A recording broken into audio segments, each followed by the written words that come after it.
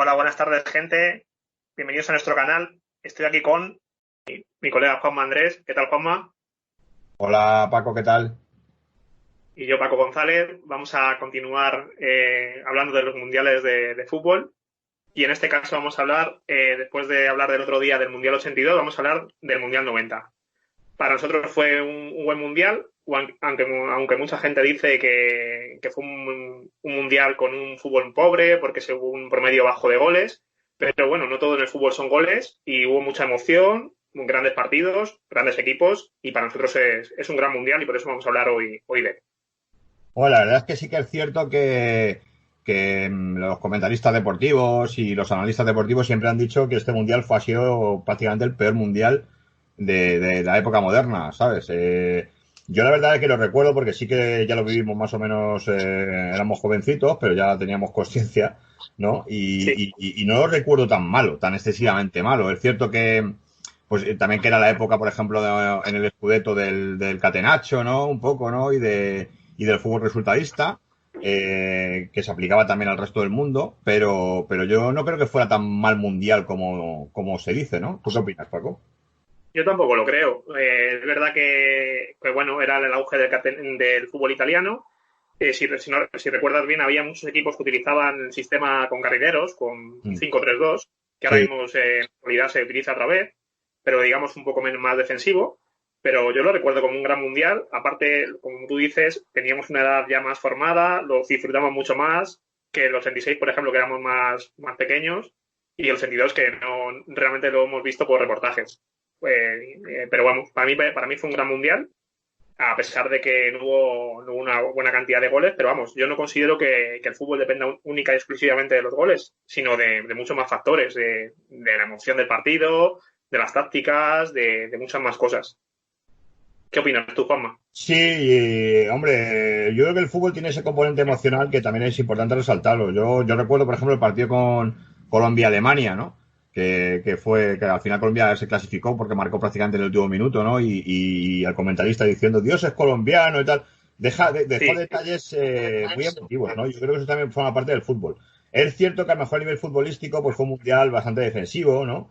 Un poco resultadista, pero eso también es fútbol, ¿no? Quiero decir, no es como si cuando hablamos siempre, Paco, tú y yo, de la Grecia que ganó la Eurocopa, ¿no? Del 2004. ¿Se puede achacar que era injusto? Pues mira, no, sinceramente, ganó la Eurocopa con todas las de la ley, ¿no?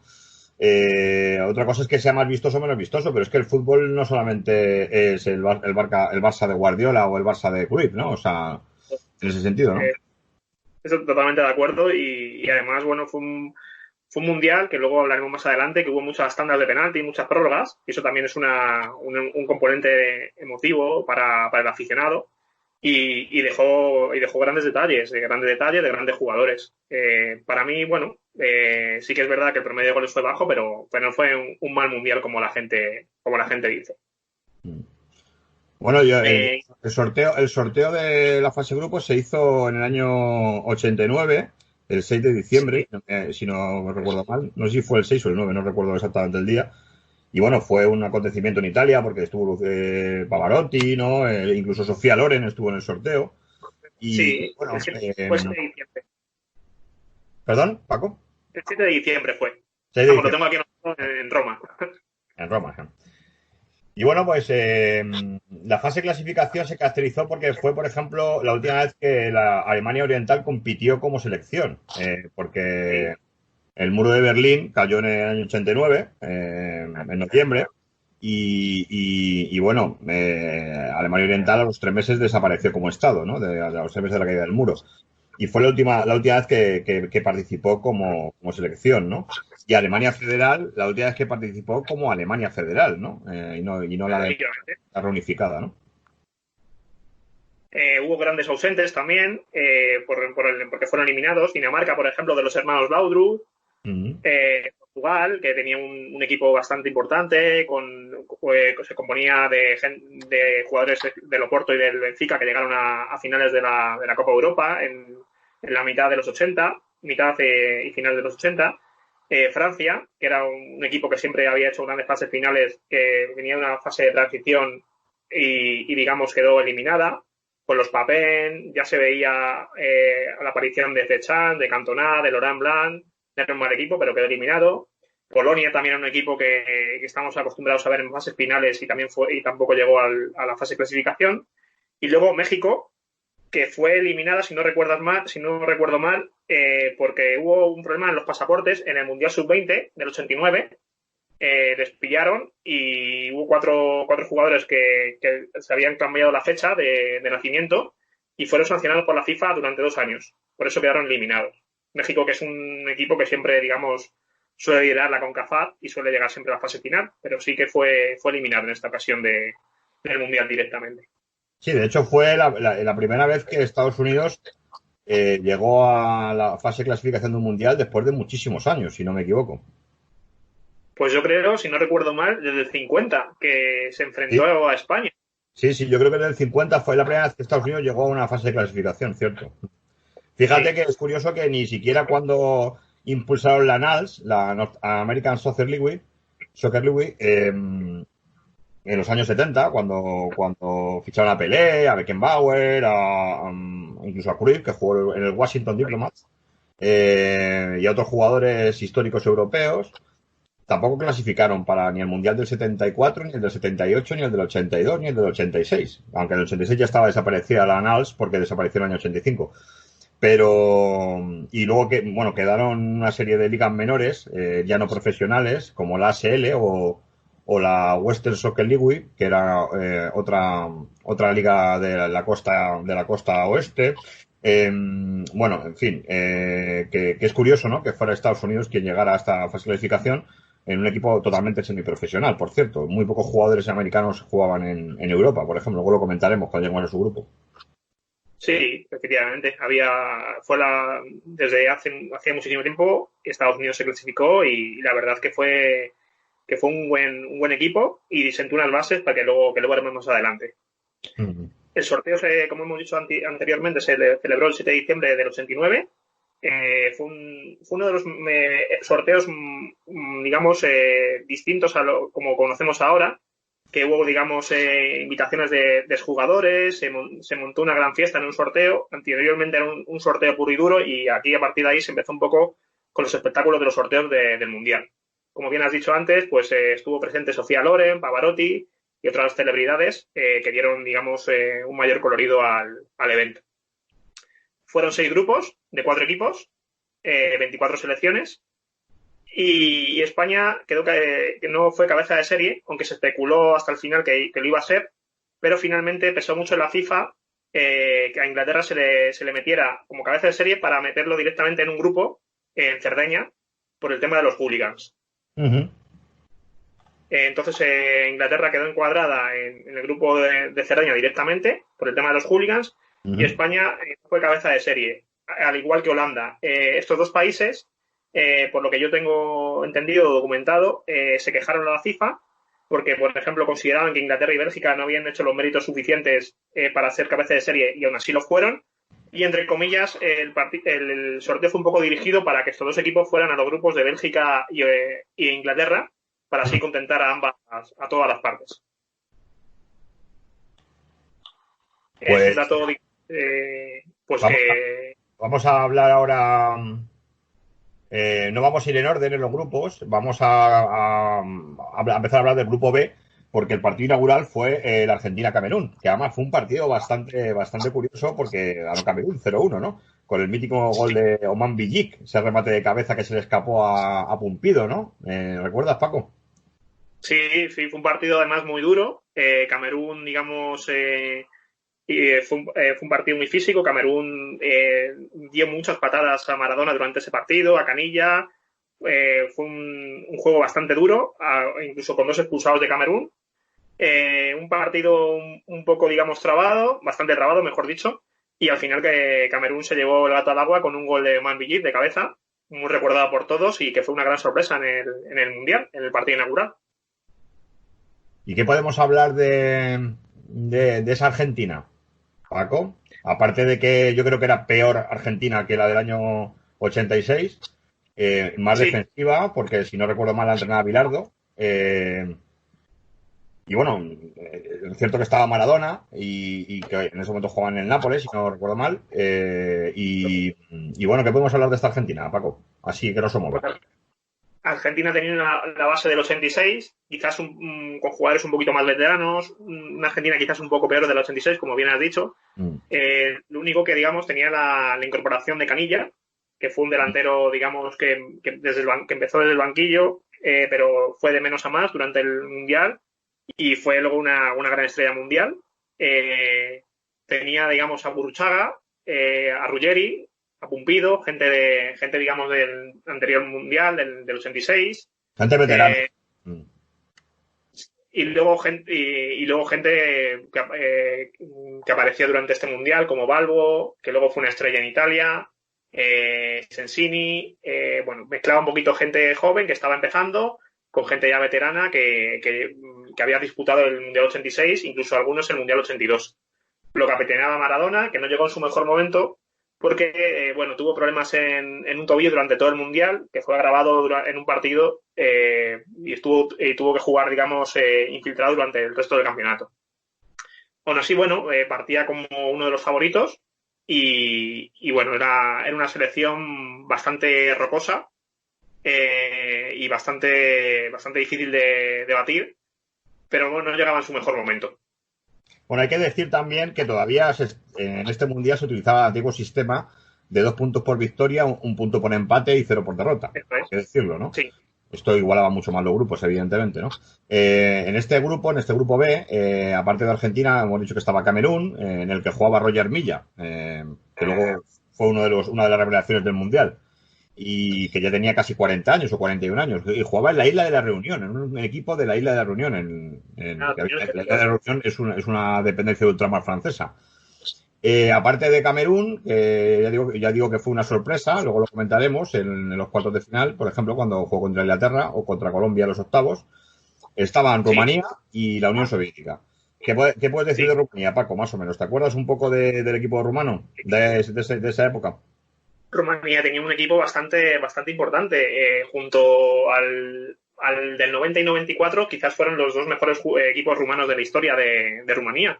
Un equipo basado en el Dinamo de Bucarest y en el Steaua que había sido campeón de Europa en el 86 ante el Barcelona y luego incluso llegando a la final contra el Milán.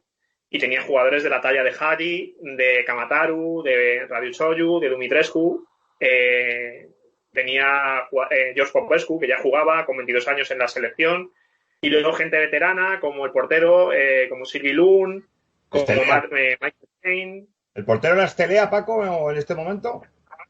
El portero era Lund, pero Estelea sí que estaba convocado. Estelea luego fue un poquito...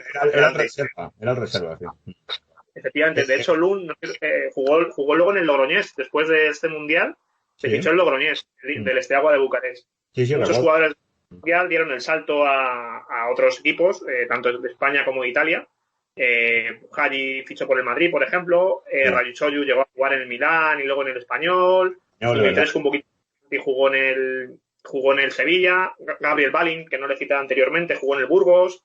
Hubo muchos jugadores que digamos, fueron fichados por otros equipos y la verdad es que Rumanía tenía una gran selección. Un tanto desconocida para el público, pero una gran selección. ¿Tú recuerdas a Kamataru? Sí, a Rodion Kamataru. Que fue bota de oro un año, metió un porrón de goles en la Liga Rumana. Eso es, creo que fue la temporada 86-87, creo que la que fue bota de oro. Lo que pasa es que se sospechó que había habido una especie de tongo, ¿no? Y hubo una investigación por parte de la UEFA, pero es cierto que marcó, no sé si llegó a marcar más de 40 goles, ¿eh? Sí. Bueno, ten en cuenta que en aquel entonces no hay la globalización que había anterior, que hay ahora. Claro. Y sé que es verdad que algunos datos podrían estar o no trucados, pero sí que es verdad que es un jugador que se dio bastante a conocer con la bota de oro que ganó en ese momento. Jugaba en ese momento de los pocos jugadores que jugaba fuera de Rumanía. Bueno, sí. A decir verdad, el único que jugaba fuera de Rumanía, que jugaba en el Charleroi en Bélgica. Los demás, todos jugaban en ese momento, antes del Mundial, en el 90, en Rumanía, tanto en el Dinamo de Bucarest como en el Steaua de Bucarest. Bueno, el otro equipo que tenemos en el grupo es la Unión Soviética, que en este mundial hizo un papel bastante flojito, ¿sabes? Y además fue el último año que compitió como Unión Soviética. Luego Eso ya es. se convirtió en la CEI, la Comunidad de Estados Independientes, que fue una selección muy atípica, que llegó a competir en la Eurocopa del año 92, si no recuerdo mal, y luego ya, pues, como Federación Rusa, ¿no? Y el resto de repúblicas soviéticas se independizaron y tenían sus propias selecciones. Eso es. Eh, hizo un mundial flojo y eso que tenía la base del año 86 en el que sí que hizo un buen papel, ¿no? Sí, del 86 y del 88 que quedó subcampeón de Europa, Sí, si ¿verdad? no Contra recuerdo Holanda. bien. La mítica Eso es, final contra Holanda y el gol de Van Basten a Dasayev, sí recuerdo. eso es. Sí, Pero sí. este bloque era el mismo prácticamente del Mundial 86 y la Copa 88 y aún así hizo una primera fase tan floja que quedó eliminada, quedó en el último lugar en el grupo, vamos. Sí, fue bastante decepcionante porque tenía una base importante del 88-86, que tenía una gran selección. El Mm. 88 llegó a ser subcampeón de Europa. Y sí que causó una baja muy importante, que se lesionó unos meses antes, que fue Mikhailichenko, que era Mikhailichenko, un muy excepcional importante. futbolista, Mikhailichenko. Sí. Mm. Sí, que jugó en Italia luego después. Mm. Y meses antes tuvo una lesión de rodilla y no pudo participar en el Mundial, al igual que Igor Belanov, que bueno, aunque ya estaba en su declive, realmente era un jugador bastante importante. Pero vamos, la baja de Mikhailichenko fue Sí, muy, fue muy crucial, acusada fue por la Unión crucial, sí, Soviética eso es. y lo acusó bastante. Bueno, tenía jugadores muy importantes, Y como como Dasayev, sí, Zavarov, Tabarov, Aleinikov, Baltacha. Protasov, Alcacha, efectivamente. Mm. Tenía muy buenos jugadores y algún jugador joven, digamos, que luego se dio a conocer en el fútbol europeo. Pero vamos, no era una mala selección, pero sí que fue un papel bastante decepcionante el suyo. Lo entrenaba en ese momento Valery Lobanovsky, el mítico, Sí, el mítico Valerio Lobanovsky. efectivamente. Y la verdad es que el papel que hizo no fue un gran papel y quedó bueno, como veremos luego más adelante, quedó eliminada en la primera fase. Sí, bueno, a eso voy ahora, ¿no? Voy a describir un poco cómo quedó el grupo. Bueno, los resultados fueron el primer partido el inaugural del Mundial, Argentina 0, Camerún 1. La primera jornada, en esa misma primera jornada la Unión Soviética perdió 0-2 con Rumanía. En la segunda jornada Argentina ganó 2-0 a la Unión Soviética, que ya prácticamente estaba eliminada. Y Camerún ganó 2-1 a Rumanía. Y por último, en la última jornada, Argentina empató a 1 con Rumanía y Camerún perdió 0-4 con la Unión Soviética, que estaba ya prácticamente desahuciada. Sí, Así que el estaba grupo asociada. quedó Camerún en primer lugar con 4 puntos, Rumanía con 3 puntos, Argentina con 3 puntos en tercer lugar y la Unión Soviética con 2 puntos en último lugar. Luego diremos que en este mundial pasaban los terceros mejores. Entonces Argentina Sí, llegó a pasar a la siguiente ronda como uno de los mejores terceros. sí. Entonces, Todos los no deja de ser curioso, ¿no? Que se va a repetir lo que pasa en muchos mundiales, como ya comentamos con Italia en el Mundial Sí, del año 82, que después de una primera fase mala o muy mediocre, al final estos equipos llegan a la final, incluso ganan el Mundial como le pasó a Italia en el año 82, ¿no? sí, Argentina pasó prácticamente de milagro. De hecho, tuvo la lesión en el segundo partido que has comentado anteriormente contra la URSS, que ganó 2-0, la lesión de Pumpido, que fue bastante importante porque a partir de ahí empezó a jugar Goicoechea, que fue, digamos, el portero indiscutible figura del Mundial con Argentina, vamos, el mejor portero del campeonato. Sí, sobre todo Eh, en las tandas de penalti, sobre todo. Hizo un papel y sobre bastante todo en fuerte el sí, Cochea. un Bueno, auténtico héroe. hay que decir que de los 6 grupos los terceros pasaban los 4 mejores terceros, ¿vale? Se quedaban fuera Bueno, 2 pues terceros. eso es. Bueno, ahora vamos con el grupo A, que es el grupo de Italia, que era la anfitriona. En este grupo estaban Italia, Checoslovaquia, Austria y Estados Unidos. La verdad que este grupo a mí me parecía el más flojo, uno de los más flojos a priori. Sí, Y bueno, de Italia, ¿qué podemos decir de Italia, Paco? De esta Italia. pues Italia era la gran favorita para el Mundial, no solamente por jugar en casa, sino porque tenía un equipazo. Un equipazo con la base del Milán, el Milán de Arrigo Sacchi, que digamos era el líder indiscutible del fútbol europeo en aquel entonces. Jugadores de la talla de Baresi, de Paolo Maldini, un jovencísimo Paolo Maldini con 21 años, Carlo Ancelotti, Roberto Baggio, que ya apareció en este Mundial por primera vez, Donadoni, Mancini y Vialli, dos delanteros de la Sampdoria increíbles, un auténtico equipazo. pero que a pesar de todas estas figuras que he comentado, la mayor figura fue un desconocido que fue Salvatore Schillaci, un jugador que jugaba en segunda división hasta hace un par de años y jugaba en el Messina, que era siciliano, y le fichó la Juventus un año antes y fue la figura de Italia en este mundial. Bueno, la verdad que Schillaci era reserva, realmente, ¿no? Era reserva de Carnevale, que era titular, pero con los goles que metió, saliendo en la segunda parte, se hizo con el puesto y fue una figura indiscutible en este mundial. La verdad es que fue una irrupción impresionante, pero que luego al final no hizo una gran carrera, Toto Schillaci, la verdad. No, acabó jugando en Japón, si no recuerdo mal, ¿no?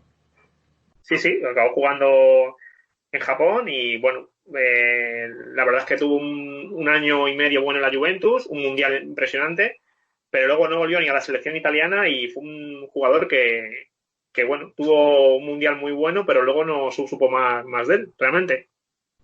Bueno, la verdad es que Italia ganó sus partidos muy ajustados, ¿eh? O sea, sí.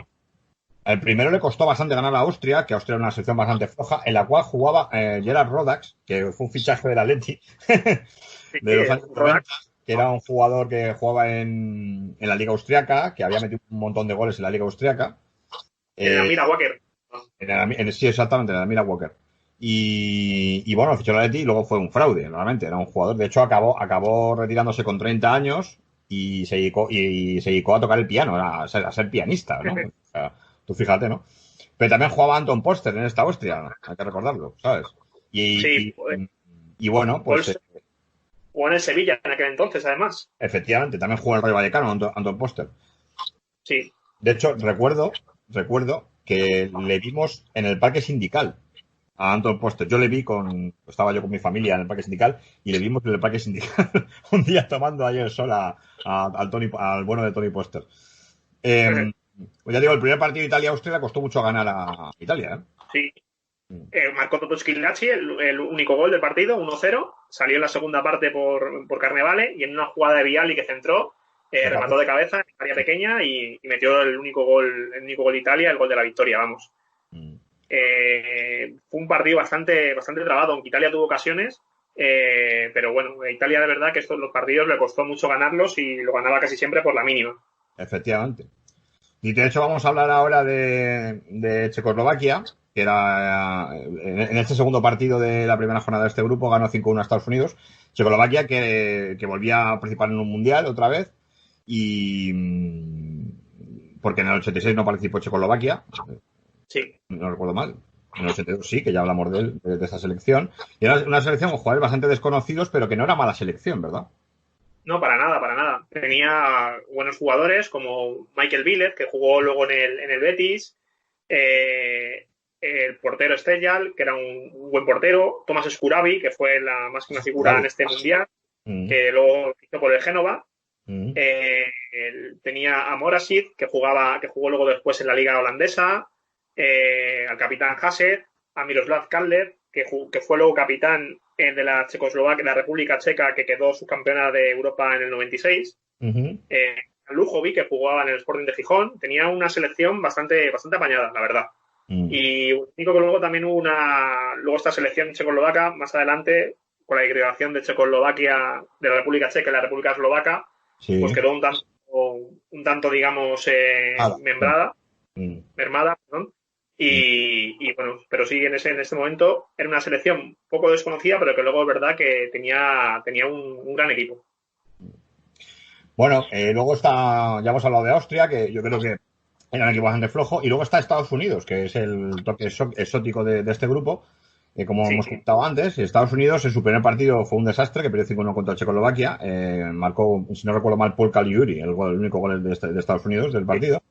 Y bueno, Estados Unidos es que era una selección, ya digo, semi-amateur, en la que la mayoría de sus jugadores jugaban en ligas menores en Estados Unidos, porque había desaparecido la NALS, la North American Soccer League, y bueno, era una selección bastante floja, la verdad, y bueno, su papel fue el que fue, ¿no? El de comparsa. Es cierto que en el partido contra Italia, que Italia ganó solamente por 1-0, Estados Unidos hizo un buen partido, ¿sabes? De hecho, incluso yo recuerdo una ocasión que tuvo Estados Unidos ya con 1-0, casi al final, que fue una ocasión clarísima que salvó el portero italiano y estuvieron a punto incluso de empatar el partido, ¿no? Pero bueno, luego contra Austria en la última jornada perdieron 2-1.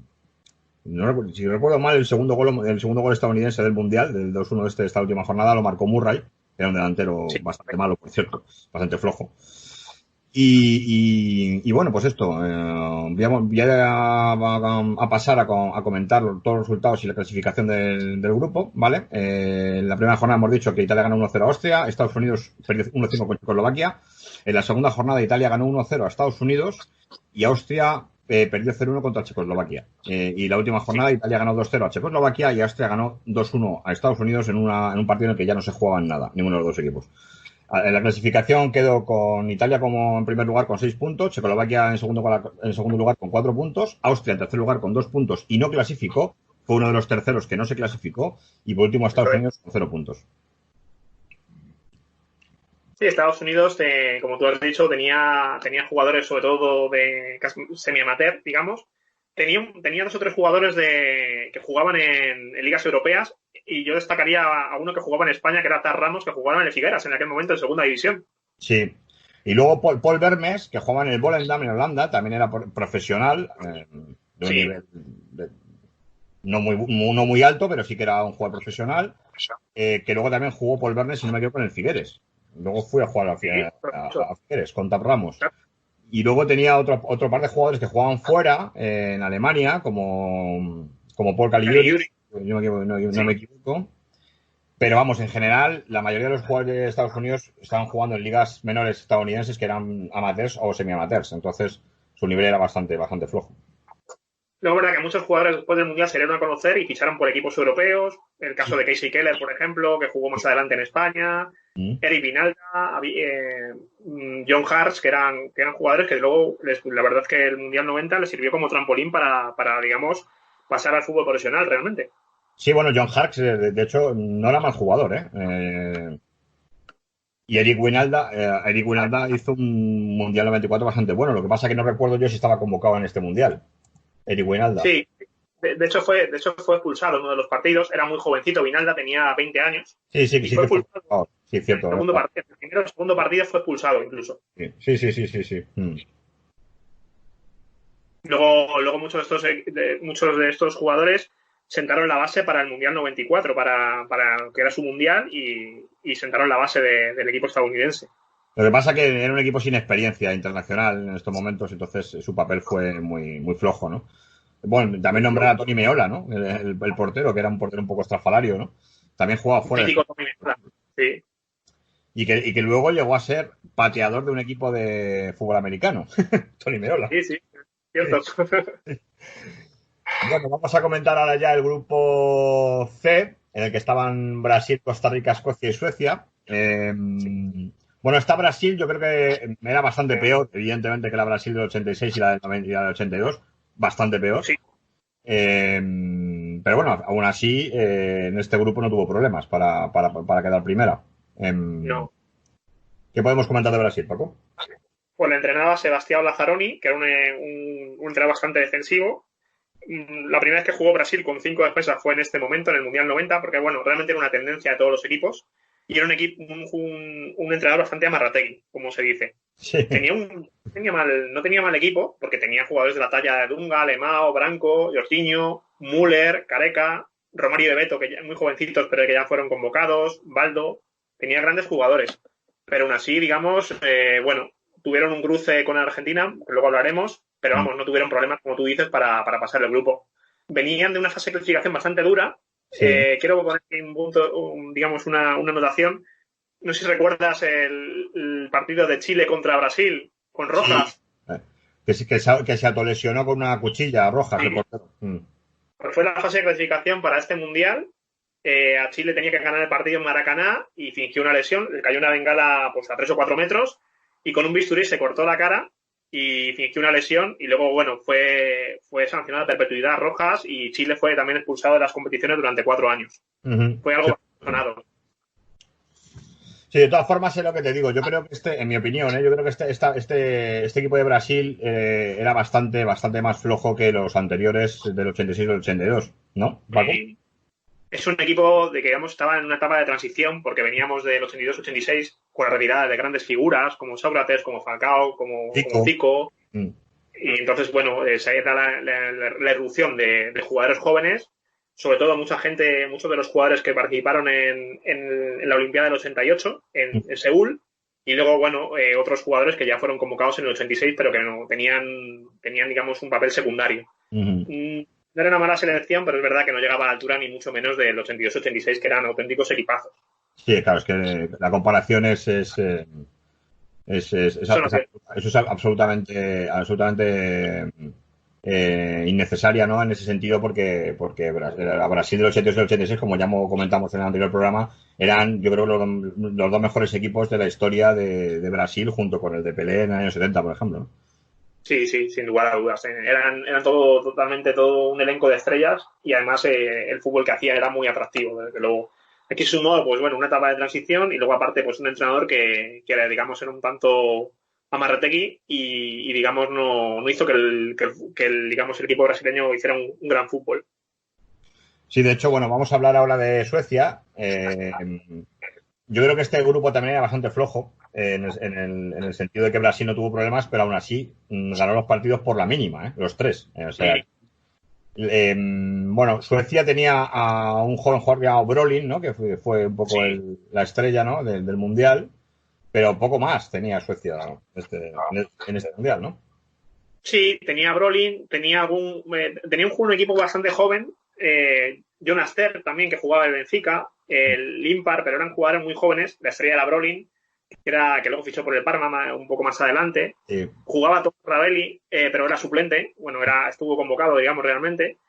Era un equipo sueco muy jovencito, que luego sí que es verdad que sentó las bases para el Mundial 94, en el cual llegó con un equipo mucho más asentado, con muchos jugadores que jugaban en grandes equipos europeos, y hizo un gran papel. Pero en este Mundial 90 era un equipo sin experiencia y en una etapa, digamos, de formación, digamos. Quedó, creo, además último de grupo en el grupo C. Sí. En Escocia, por ejemplo, jugaba Maurice Johnston, que era un poco la estrella del equipo escocés, Gil Layton de portero, que también ya había ido convocado en el año 82, como ya lo dijimos en su momento, pero en este mundial ya era titular. Incombustible. Sin combustible, es cierto. Y luego tenemos a una Costa Rica que fue la sorpresa del grupo, ¿no? Porque en el primer partido que jugó contra Escocia, la primera jornada, le ganó 1-0 a Escocia. Y bueno, la verdad es que clasificó Costa Rica, porque quedó segunda de grupo.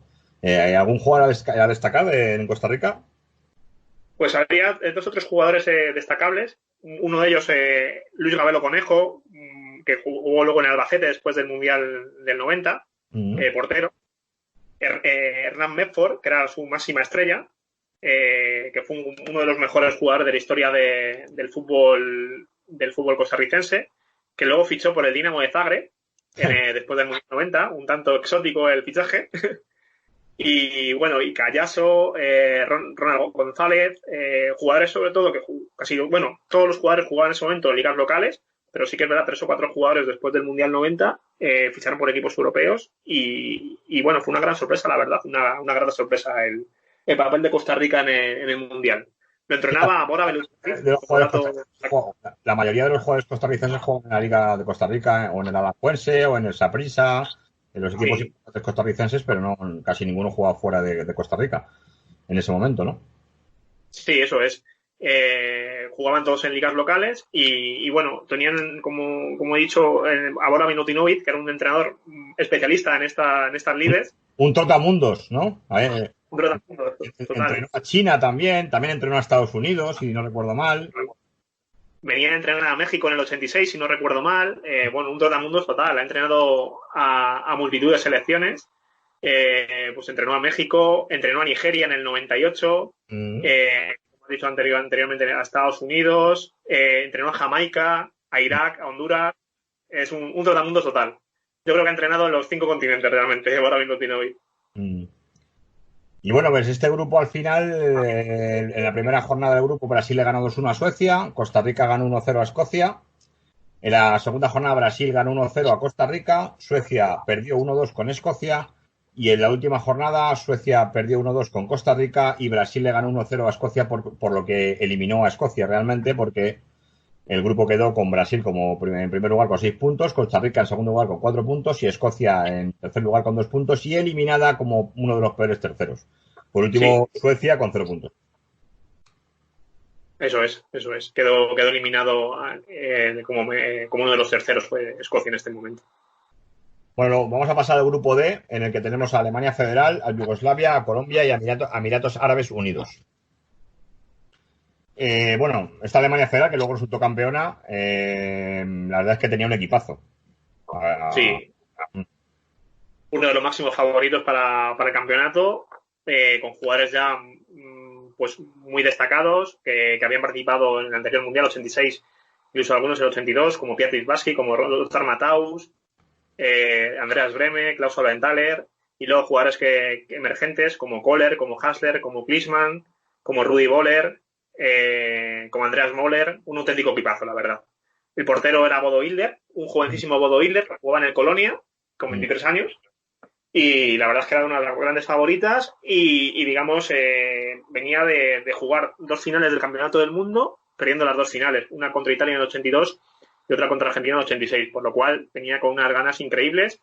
Lo seguía entrenando Frank Beckenbauer después del Mundial 86, en el cual también lo entrenó y digamos, quedó subcampeón, pues era una de las últimas oportunidades que tenía Beckenbauer para ganar el campeonato como entrenador. Ya lo había ganado como jugador en el 74 y lo quería ganar como entrenador y luego veremos si lo consiguió o no. Otro de los equipos del grupo era Yugoslavia, que por cierto, Yugoslavia fue el último mundial que compitió con las 7 repúblicas que lo componían, con todas las repúblicas que lo componían, aparte de sus territorios autónomos. Eh, Era un buen equipo Yugoslavia. Yo recuerdo a Stojkovic, por ejemplo, que era un excelente Sí, jugador. Uh-huh. Stojkovic era uno de los capitanes de Yugoslavia en el Mundial, un excelente jugador, como bien has dicho. Tenía a Savicevic, a Prosinecki, a Katanen, que era un jugador ya consolidado en la Sampdoria, Darko Pansev, Uh-huh. Brenovic, tenía grandes jugadores, Hasibejic, que jugó en el Betis, mezclaba jugadores veteranos ya, con una gran experiencia, con jugadores jóvenes, incluso Davor Zucker fue convocado en este Mundial, aunque no llegó a jugar muchos minutos. Tenía, la verdad, que un auténtico equipazo. La Yugoslavia de los finales de los 90, finales de los 60, principios de los 90, era un auténtico equipazo. La verdad es que fue una pena a nivel futbolístico lo que les ocurrió, porque bueno, podía haber sido luego un equipo muy poderoso en los 90 si no hubiera digregado, pero bueno, así ocurrió y bueno, pues no se pudo hacer nada. Sí, porque nada, Eh, al estar las 6 repúblicas, antes he dicho 7, pero son 6 repúblicas realmente, que componían la Federación Yugoslava, más los 2 territorios autónomos de Kosovo y de la Vojvodina, sí, evidentemente su potencial aumentaba porque ya luego hemos visto como las selecciones independientes como Croacia, Eslovenia, la propia Serbia, incluso Montenegro, pues tienen jugadores de un gran nivel, ¿no? Y todos juntos, evidentemente, hacían no solamente ya en fútbol, sino también en baloncesto, por ejemplo, y hacían sí. de los yugoslavos en balonmano, en baloncesto, en fútbol, unas selecciones temibles, ¿no? Y esto con la guerra de Yugoslavia, que comenzó en 1991, pues se terminó, básicamente. Además, los jugadores yugoslavos siempre han sido unos grandes competidores. Digamos, los he comparado siempre mucho a los italianos, porque siempre han sido grandes competidores y, y siempre, digamos, se han, digamos, adaptado muy bien a los equipos en que han estado. Era un equipo bastante destacado y pudo llegar muy lejos en el Mundial, la verdad. De hecho, luego veremos que eliminó a España, Yugoslavia. Sí, eso es. Eliminó España en Luego, octavos sí, luego lo comentaremos. El, y el luego. otro del que vamos a hablar en este grupo es de Colombia, que tenía una gran selección en este mundial, por cierto. Sí, sí, sí. La gran figura de Colombia era René Higuita, mítico portero de Colombia. Tenía a Carlos Valderrama, a Leonel Álvarez. Después del Mundial 90 los tres ficharon por el Valladolid. Luego tenía a Freddy Rincón, que llegó a jugar luego años después en el Real Madrid. Tenía a Andrés Escobar, que luego fue tristemente asesinado en el Mundial después de, digamos, un fallo que tuvo en el Mundial 94. Tenía un buen elenco de jugadores. Colombia llevaba también muchos años sin participar en un Mundial. No sé si de los años 30, yo creo que fue la última participación de Colombia. Cierto, cierto es. Bueno, como hemos comentado alguna vez, la fase de clasificación de Colombia, de Sudamérica, siempre es una fase de clasificación muy dura. Por lo que me he documentado, como dato curioso, Colombia se clasificó en repesca a jugar con Israel. Sí, es una eliminatoria curiosa, además, esta, ¿eh? Israel en ese momento, en vez de participar con Europa, participaba en la Grupo Oceanía en esta ocasión. Sí, cierto. Entonces se cruzó con Israel con Colombia y fue, digamos, la repesca intercontinental, que siempre han surgido, partidos curiosos, como hemos hablado en la anterior ocasión, en el anterior programa. Sí, cuando menos exótico, desde luego. Exótico, sí.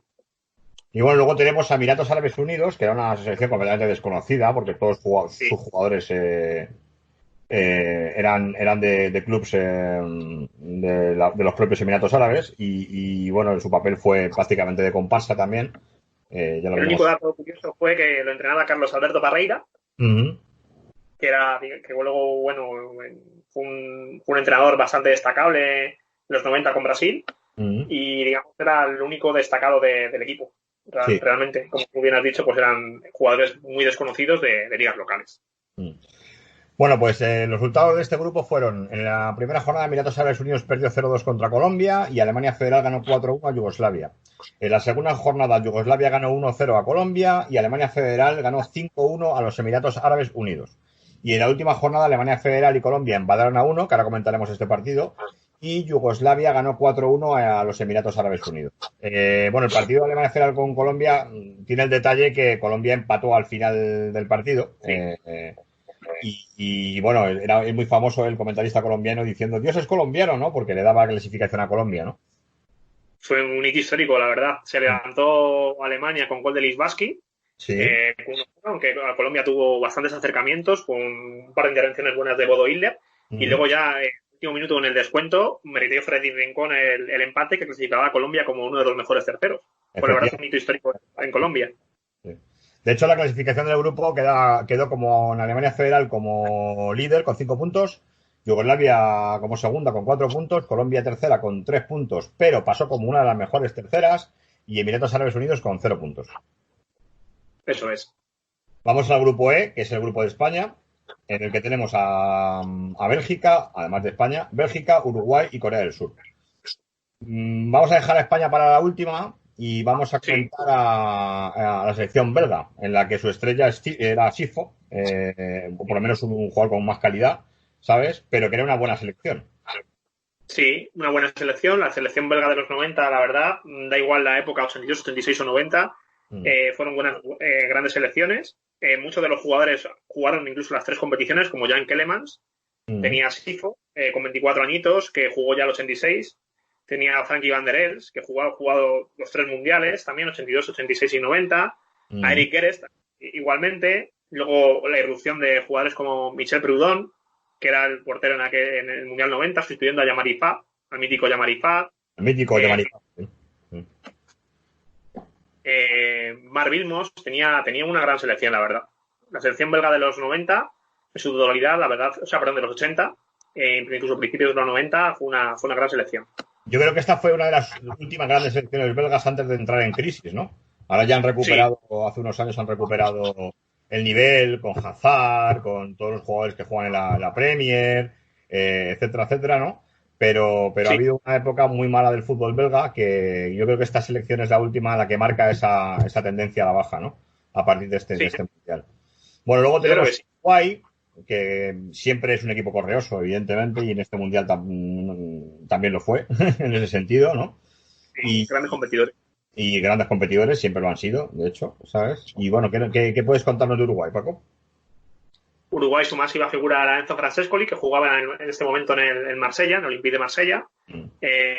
Luego tenía jugadores muy destacados como Rubén Sosa, que jugaba en el Lazio, pero llegó a jugar en España, Antonio Alzamendi, tenía a Daniel Fonseca, a Carlos Aguilera, tenía buenos jugadores. Muchos jugadores jugaban en Italia y otros jugaban en España, pero era un equipo bastante aguerrido, bastante fuerte y que dio mucha pelea en el grupo, desde luego. Sí, bueno, hay que destacar a Francescoli por encima de todos los demás, evidentemente, porque era una estrella mundial.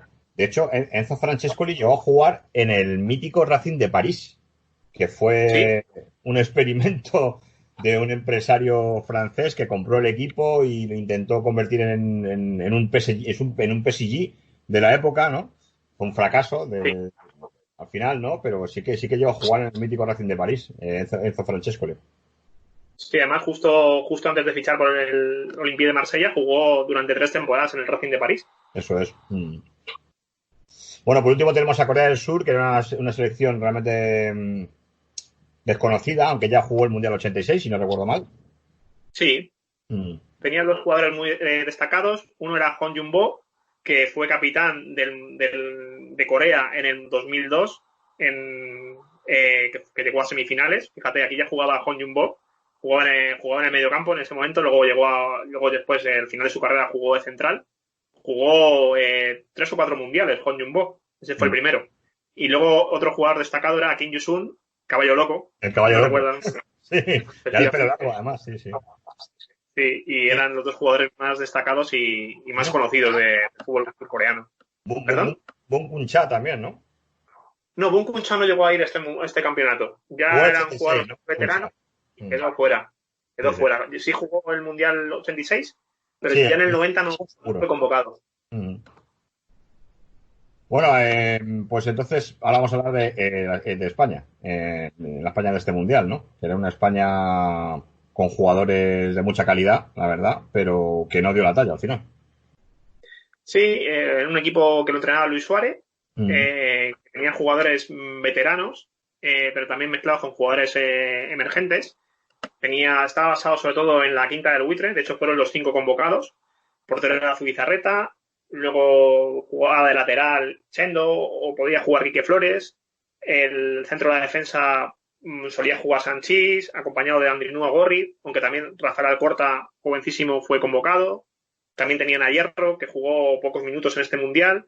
Luego tenían en el centro campo Michel, que era Martín una de las Vázquez. grandes figuras, Martín Vázquez, Villarroya, que jugaba también en el Real Madrid, que solía jugar en banda, Roberto, Vaquero, y luego se venían arriba a Julio Salinas y a Emilio Butragueño, que era el capitán. Tenía un equipo de bastante calidad, pero no sé, les faltaba algo, les faltaba algo de personalidad en los momentos clave, digamos. Yo creo que la calidad realmente viene de los jugadores de la quinta del buitre, sobre todo Martín Vázquez y Michel, ¿no? Y Butragueño también, Sí, ¿sabes? ¿No?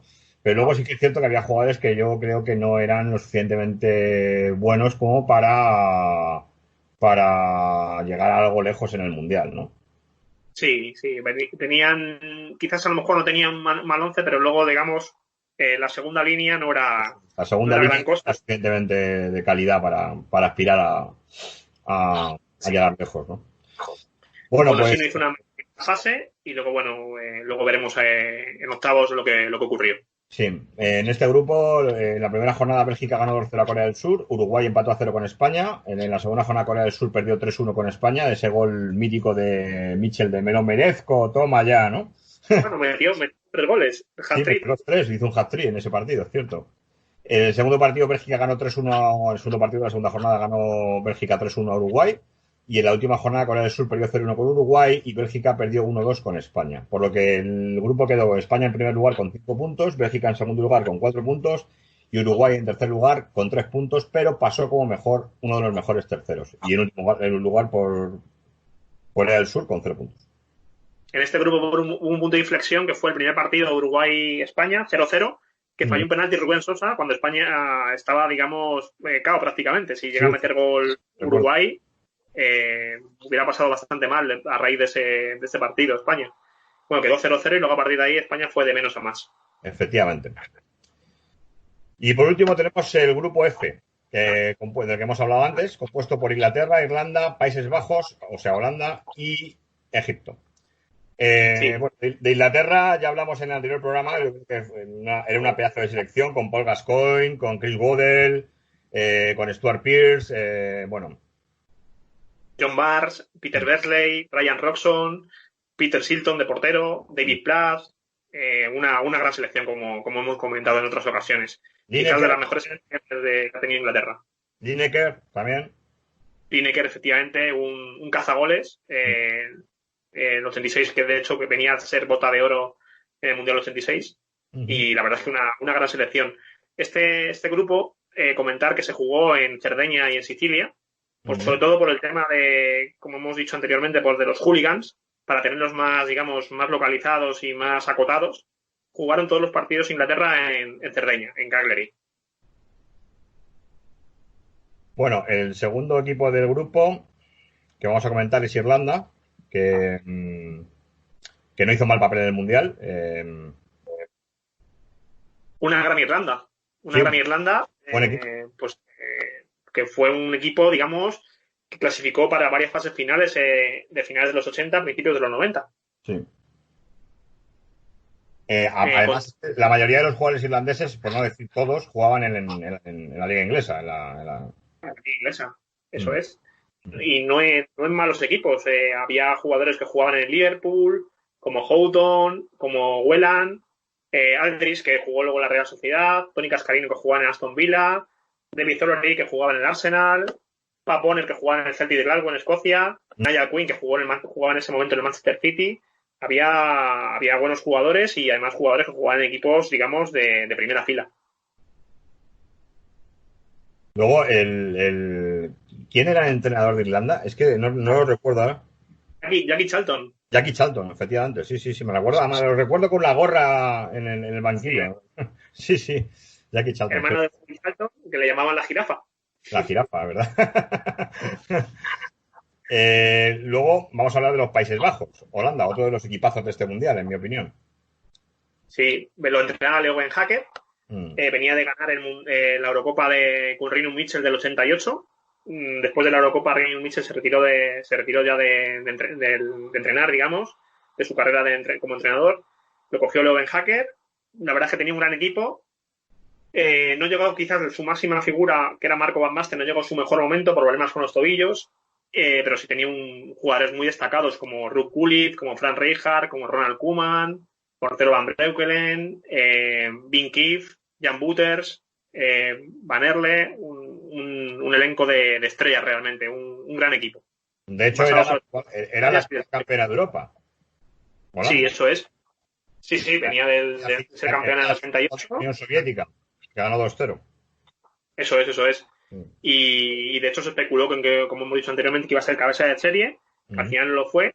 Sí que es verdad que no participó en el 86 en el Mundial, pero venía con un equipazo de verdad para este Mundial. Bueno, el último equipo que nos queda es Egipto, que, entre comillas, no hizo mal papel en el grupo. No, complicó mucho a todas las selecciones, la verdad. Fue un equipo que, digamos, que tácticamente hizo un gran trabajo y esperaba mucho los rivales y a muchos les costó abrir la lata, la verdad. De hecho, acabó con dos empates y una derrota y complicó mucho la vida al resto de equipos. Quizás era, digamos, la cenicienta del grupo, pero luego demostró que no fue así. Bueno, y del Mundial. En teoría también es una de las cenicientas del Mundial, junto con Emiratos Árabes Unidos, ¿no? Y bueno, pues esperamos, no hizo mal papel en el grupo, de hecho, el grupo, los resultados del grupo fueron: en la primera jornada Inglaterra empató a 1 con Irlanda y los Países Bajos empataron a 1 con Egipto. Fue la primera gran sorpresa de este grupo. En la segunda jornada Inglaterra empató a 0 con Holanda y Irlanda empató a 0 con Egipto. O sea, es muy igualado el grupo, ¿no? Todo empate hasta ese momento. Y por último, en la última jornada, Inglaterra ganó 1-0 a Egipto y Países Bajos empató a 1 con Irlanda. por lo que el grupo quedó con Inglaterra en primer lugar con 4 puntos, Irlanda en segundo lugar con 3 puntos, en tercer lugar Holanda, Países Bajos, con 3 puntos, que pasó como una de las mejores terceras, y eliminada y en última posición con 2 puntos.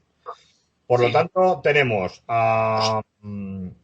ya todos los clasificados para octavos de final. Los octavos de final fueron Brasil-Argentina, España-Yugoslavia, Irlanda-Rumanía, Italia-Uruguay, Checoslovaquia contra Costa Rica, Alemania Federal contra Países Bajos, Camerún contra Colombia, Inglaterra contra Bélgica. Vamos a empezar hablando del partido, yo creo, más importante de estos octavos de final, que fue el Brasil-Argentina, que ganó Argentina 1-0, ¿no? Sí, Brasil-Argentina. Ganó Argentina 1-0 con gol de Canilla en el minuto 61, tras una espectacular jugada de Maradona que se fue de 3 o 4 rivales. Y el pasa Canilla, tras regatear del portero, metió gol.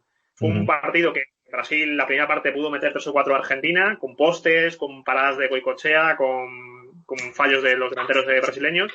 Y luego acabó ganando Argentina milagrosamente. Y bueno, hay una anécdota bastante interesante en el partido, que fue, digamos, el posible envenenamiento a Branco con la botella que se dijo. Sí, de verdad. Recuerdo ese detalle. Que luego, digamos, se ha comentado últimamente en programas deportivos argentinos, como reconociendo que algo hubo, realmente. Pues no lo sabremos nunca, la verdad, pero bueno. La verdad es que no sabremos nunca la verdad, pero sí que es verdad que salen imágenes de Branco tras de ir del bidón un tanto mareado, y bueno, sí. Siempre se ha especulado los equipos de Bilardo un poco, digamos, pues marrulleros. De hecho, fíjate, Bilardo cuando jugaba en Estudiantes, según decían, se escondían alfileres para los centrales para pinchar a los delanteros, y bueno, una serie de unas cosas míticas, de verdad, que se dicen de Estudiantes de aquella época. Y bueno, fue un partido muy trabado, que al final ganó Argentina. Sí, 0-1, efectivamente. Y Argentina pasó a cuartos de final. El segundo partido vamos a comentar es el España-Yugoslavia, el 1-2. Sí. Que realmente el partido acabó 1-1 y se fue a la prórroga, y en la prórroga marcó Stojkovic de falta, me acuerdo. Sí, eso es. Fue una falta al borde del área, se agachó Mitchell, un poco con la cabeza y pasó por ahí el balón. Y pasó por ahí el balón justo, sí, cierto. Fue un partido bastante, digamos, competido. La verdad es que Yugoslavia era un gran rival, y España, digamos, en ese sentido tuvo mala suerte en el cruce. Y bueno, fue un partido que pudo ganar cualquiera. Es verdad que España remontó casi al final, y luego en la prórroga Yugoslavia se llevó el gato al agua. Eso es. Por lo cual quedamos eliminados. Efectivamente, quedamos eliminados. Y bueno, nos vinimos para casa como es habitual, como era habitual en cuartos, en octavos. Siempre España, pues cuando tenía que dar, digamos, el do de pecho, pues siempre por alguna causa no lo daba. Bueno, el siguiente partido que vamos a comentar es el Irlanda-Rumanía, que fue un partido bastante malo, fue un 0-0, y pasó Irlanda por penaltis, 5 penaltis a 4 penaltis. Sí, el partido me lo he visto y fue un partido, la verdad, que bastante malo. Con mucho respeto a los dos equipos, ¿no? Demasiado. Apenas ocasiones. En penaltis. Al final pasó Irlanda por penaltis y fue la que pasó a cuartos de final. El siguiente partido fue el Italia-Uruguay, que ganó Italia 2-0 a Uruguay. Sí, ganó 2-0 a Uruguay con goles de Schillaci y de Serena. Un partido también muy trabado, que decidió. Lo recuerdo muy trabado. Pero como he dicho anteriormente, pues Uruguay es un equipo siempre muy bien armado, y es verdad que es un equipo que compite muy bien, y es difícil siempre de ganar. Cualquier selección que haya tenido Uruguay, en cualquier época de la historia del fútbol, siempre es un equipo difícil de ganar. Pero bueno, al final Italia ganó el partido y lo ganó por más de un gol y pasó a cuartos de final. En el siguiente partido Checoslovaquia pasó por encima de Costa Rica, ganó 4-1. No fue un partido muy competido en ese sentido. Luego Alemania Federal le ganó 2-1 a Holanda, que ese sí que fue un partidazo, además lo recuerdo perfectamente porque me lo he visto varias veces el partido, ¿sabes? Uno de los mejores partidos del Mundial, sin lugar a dudas. Con la mítica expulsión de Rijkaard y Rudi Völler, con el escupitajo que le da Rijkaard luego a Völler. Recuerdo el escupitajo, sí. Y ganó Alemania 2-1 con goles de Klinsmann y Breme. y luego al final del partido metió Koeman de penalti. De penalti, La verdad sí, es que fue... y al final del partido, no recuerdo el de descuento incluso. Sí, en el descuento. Fue una pena que se cruzaran estos dos equipos tan pronto porque eran dos de los favoritos para el campeonato. En el siguiente partido, Camerún le ganó 2-1 a Colombia en la prórroga, con el mítico fallo de Higuita que salió con el balón controlado y se lo quitó Roger Milla, ¿no? Recuerdo que fue Roger Milla y marcó el gol que eliminó a Colombia. Eso es, metió de hecho los dos goles él, y el último, como tú bien dices, pues fue tras un error de Higuita que intentó regatear y se la quitó Milla y metió el 2-0, que luego, bueno, intentó Colombia remontar y digamos, acortó distancias, pero vamos, el resultado fue al final 2-1 tras una prórroga. Los tres goles fueron en la prórroga. Eso es. Inglaterra ganó 1-0 a Bélgica en el último partido de octavos, también en la prórroga, por cierto. Sí. Y entonces tenemos el cuadro que nos queda en cuartos de final: es Argentina, Yugoslavia, Irlanda, Italia, Checoslovaquia, Alemania Federal y Camerún contra Inglaterra. El partido Argentina-Yugoslavia se decidió por penaltis, con una Argentina bastante cerrada, un partido muy brusco también, recuerdo. Sí, un partido muy brusco, muy cerrado, que Argentina se conformó prácticamente con los penaltis. Sí, es cierto. Mereció ganar, yo creo, Yugoslavia, y al final, pues, la tanda de penaltis, Goicoechea se erigió como un héroe, parando dos penaltis, y clasificó a Argentina. Un partido muy, muy trabado, que lo pasó muy mal. Falló Maradona en la tanda de penaltis uno de los penaltis, y al final Argentina pasó in extremis. In extremis, eso es. El siguiente partido de cuartos de final fue Irlanda-Italia, que ganó Italia 1-0 y que lo pasó bastante mal Italia en este partido, recuerdo. Si te fijas, estamos en todos los partidos diciendo penaltis, prórrogas, 1-0. Fueron partidos todos muy disputados y con mucha, digamos, precaución de los equipos. Y por eso quizás pues hubo una cantidad de goles bastante baja. Lo pasó muy mal Italia, como dices, y al final metió Schillaci, el único gol del partido.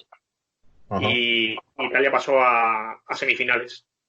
Lo mismo pasó en el Checoslovaquia-Alemania Federal, que si no recuerdo mal, el gol fue de penalti, si no recuerdo mal, el gol de Alemania. El gol de Matos de penalti, que clasificó también a Checoslovaquia, a Alemania, en un partido también muy disputado, aunque sí que es verdad que Alemania tuvo más ocasiones para poder haber hecho el marcador un poco más abultado. Sí que es verdad que el Checoslovaquia en todo momento estuvo ahí en el partido. Sí, se mantuvo en el partido y al final Alemania tuvo que pasar por un gol de penalti. Y luego el Camerún-Inglaterra, que ese yo creo que fue el mejor partido de los cuartos de final. No solo por los goles, que fue un partido de ida y vuelta, un partido disputado, un partido con fútbol de ataque, etcétera, y pasó a final Inglaterra en la prórroga. Sí, Camerún, un equipo muy alegre, con jugadores que luego ficharon también por equipos europeos. El portero era Tommy Nkono, que era el portero de los años que jugó en el Español, o jugaba en el Español, que jugó en Mundial Los Sentidos también. Tenía a Makanaki, que luego fichó por el Málaga. Tenía a Koundé, tenía a Roger Milla, que fue la gran figura de este Mundial por Camerún. Tenía un equipo bastante destacado, con figuras que luego, digamos, ficharon por equipos europeos. Y la verdad es que fue un partido muy disputado y todo el mundo iba un poco con Camerún en este Mundial, porque, bueno, es un equipo, digamos, que más flojo, más débil y que, digamos, tenía el fútbol más alegre y, de verdad, todo el mundo era un poquito de Camerún. El partido fue muy disputado. Al final se impuso el gol de Inglaterra, básicamente. Que los delanteros ingleses tenían gol realmente, ¿no?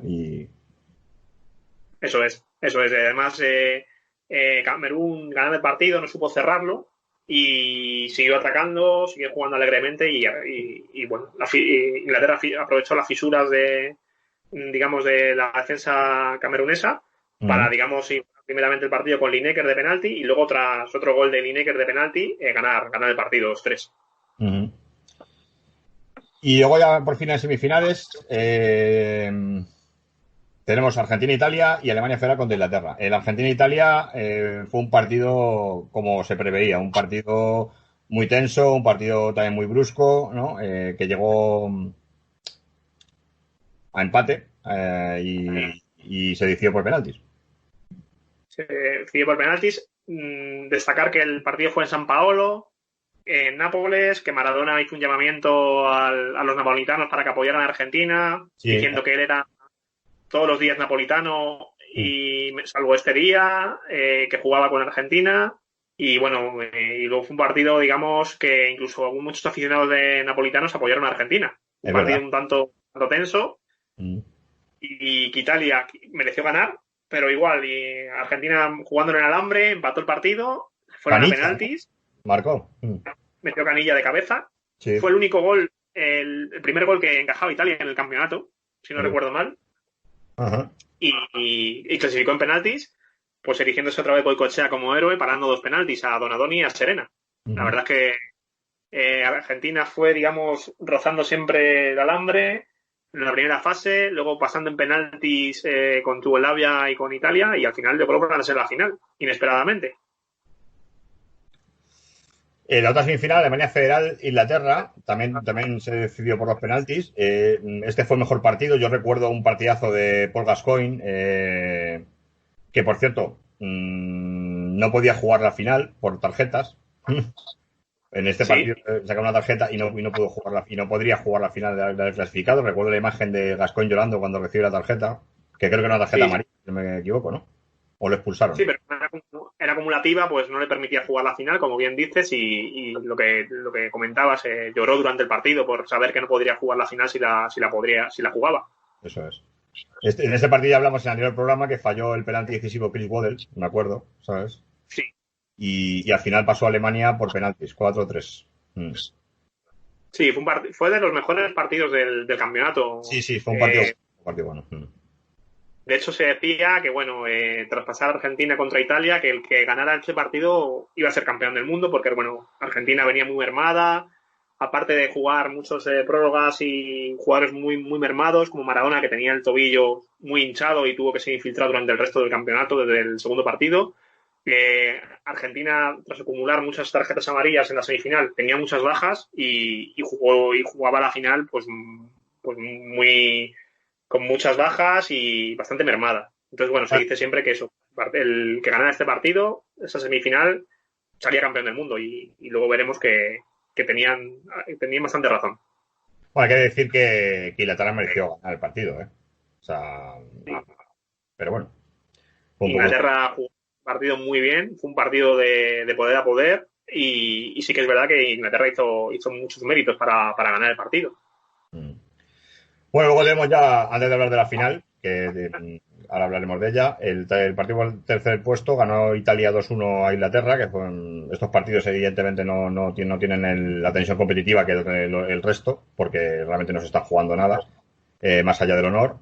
Y por último, al final quedó Italia tercera, después de ganar 2-1 a Inglaterra. Y luego, por último, tenemos la final, vamos a hablar de la final, que fue una final también con bastante tensión, muy brusca, con Argentina cerrada atrás, esperando a Alemania, etcétera, etcétera. Y al final lo decidió un penalti, muy al final del partido, que marcó Andreas Brem. Sí, un penalti, según los expertos, yo viendo la repetición todavía dudo que no fue penalti. A mí no me pareció Hay penalti, no me parece penalti, y a día de hoy tampoco me lo parece, vamos. Sí, a ver, es una jugada que creo que hace el penalti Sensini a Griezmann, si no recuerdo mal, Mm, o a Boller, ¿no? Creo que a mm, Boller, y bueno, mete el pie y el delantero se deja caer. Sí que es verdad que va un poco contra el pie, pero mm. realmente se deja caer. La verdad es que Argentina durante todo el partido buscó la tanda de penaltis, era su única opción, porque jugó con muchas bajas y muy mermado. No tuvo prácticamente acercamientos al área alemana. Apenas tuvo ocasiones de gol, cierto.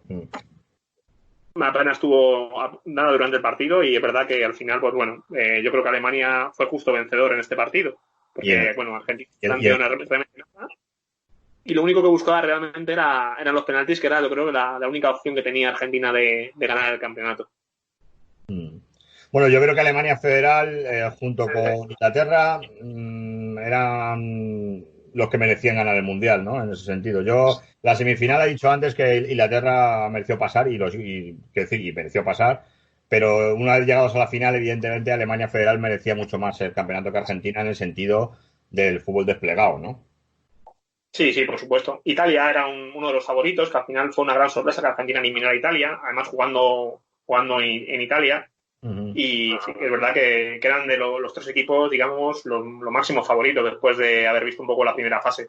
Sí, por el fútbol desplegado, Alemania e Inglaterra, efectivamente. por la autoridad, por muchas razones. Yo metería también a Holanda, pero dio la casualidad de que se enfrentaron en octavos Alemania y Holanda, ¿no? Sí, Holanda era uno de los favoritos. Es verdad que luego en el grupo que tuvo, en la actuación en el grupo que tuvo no fue buena. Que eso quizás le hizo tener un cruce muy malo para que eran era prácticamente una final anticipada. Y sí que es verdad que Holanda, pues si quizás hubiera pasado de octavos, pues hubiera llegado lejos. Sí, Nunca lo sabremos. Yo también lo creo, ¿eh? Porque tenía un equipazo. Holanda. Sí, tenía buena pinta ese equipo, la verdad. Luego llegó también a semifinales en la Eurocopa del 92, un equipo, digamos, de jugadores muy destacados y de grandes campeonatos. Bueno, en una Eurocopa 92 que, bueno, Yugoslavia, que ya en el 91 empezó la guerra en Yugoslavia, fue descalificada en la Eurocopa 92, entró Dinamarca, que no estaba clasificada, que estaban de vacaciones los jugadores, y luego fue la campeona en el año 92. Sí, sí. Yugoslavia fue el último mundial que jugó como Yugoslavia, con las 6 repúblicas y los 2 territorios independientes, ¿no? Autónomos dentro de la Federación Yugoslava, pero ese detalle de que la Eurocopa del 90 la ganó Dinamarca gracias a que Yugoslavia ya había sido excluida de las competiciones por la guerra, ¿no? Sí. Y bueno, pues Eran yo creo que poco más, ¿no? 8 equipos, además. ¿Perdón?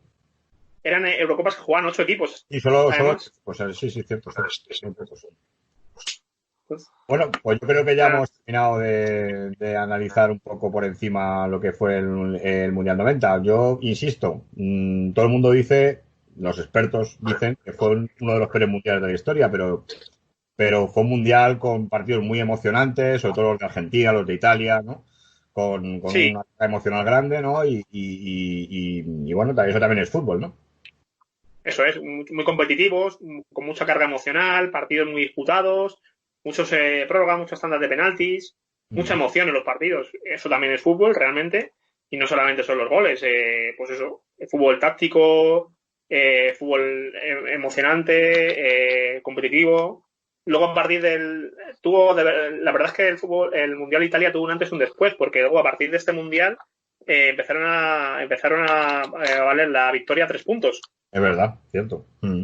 Y luego también se quitó otra regla, que era la cesión al portero, que la podía coger con la mano. Eso es.